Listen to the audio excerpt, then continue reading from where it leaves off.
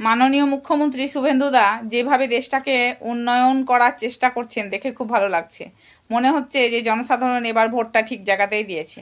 শিক্ষার দিকে তাকালে খুব ভালো লাগছে যে সব স্কুলগুলো বন্ধ হয়ে যাচ্ছিল, সব বাচ্চাগুলো প্রাইভেট স্কুলের দিকে ছুটছিল, সেই সব স্কুলে আবার পুরনো স্কুলগুলো আবার নতুন সাজে সেজে উঠেছে। মাস্টারগুলো বাড়ি বাড়ি থেকে বাচ্চাদেরকে ডেকে নিয়ে যাচ্ছে এবং স্কুলগুলো খুব আনন্দের সহিত তারা আবার শুরু করেছে। খুব ভালো লাগছে দেখে।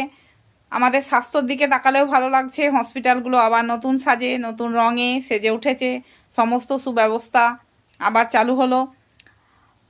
আর আমাদের দেশের যারা শিল্পের জন্য বাইরে যাচ্ছিলেন, যে সমস্ত কর্মীগুলো পরিযায়ী শ্রমিকে পরিণত হয়েছিল, সেগুলো আর বাইরে যেতে হবে না, তারা এখন দেশে নিজের মায়ের হাতে রান্না খেয়ে বাড়িতে বসেই কাজ পাবে।